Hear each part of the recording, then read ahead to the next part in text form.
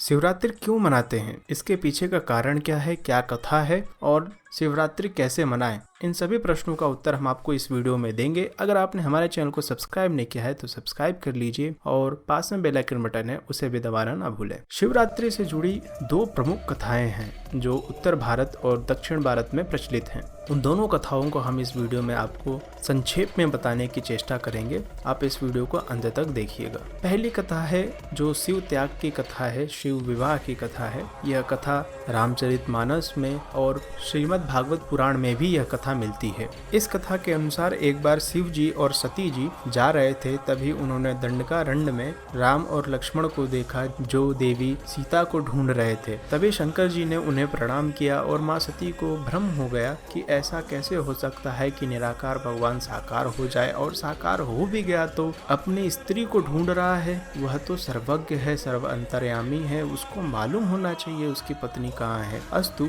यह भ्रम हो जाता है। शंकर जी उन्हें समझाते हैं, सती जी नहीं मानती हैं तो शंकर जी कहते हैं जाओ परीक्षा ले लो। शंकर जी जब परीक्षा लेने को कहते हैं तो वहाँ सती सीता जी का भेष धारण करके जाकर बैठ जाती हैं। तभी राम जी उन्हें तुरंत पहचान लेते और कहते हैं कि माता जी पिताजी किधर हैं। ऐसा देख माँ सती को और भ्रम हो जाता है कि क्या बात है। तो जब सती वापस आती हैं शिव के पास तो वह झूठ बोल देती हैं कि मैंने राम की परीक्षा नहीं ली है, लेकिन शिव जी अंतर्यामी इसलिए वो जान गए कि यह मेरी माता सीता का भेष धारण करके गई थी परीक्षा लेने के लिए। अतएव उन्होंने सोचा कि इन्होंने मेरी माँ का स्वरूप धारण किया है, अतएव इस जन्म में तो इनके साथ अब पति पत्नी का रिश्ता नहीं रह सकता। इसलिए उन्होंने अपने मन ही मन में सती को त्याग दिया था। बाद में सती जी को यह शंका हो ही गई थी कि शिव जी ने मुझे मन ही मन त्याग दिया था। एक दिन जब दक्ष जो सती के पिता थे वह यज्ञ करवा रहे थे, लेकिन शिव जी को नहीं बुलाया था। सती जी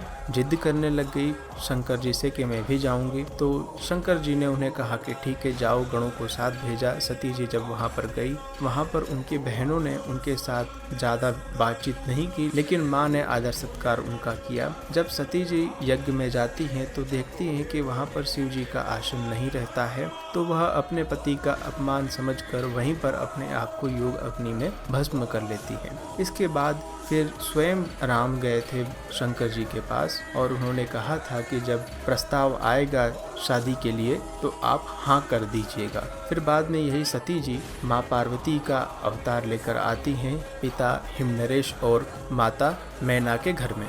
उसके बाद फिर 9 योगीश्वरों ने माँ पार्वती की परीक्षा लेते हैं। तो पार्वती जी ने उनसे कहा कि मैं या तो शिव जी से शादी करूंगी, नहीं तो अनंत काल तक कुंवारी रहूंगी।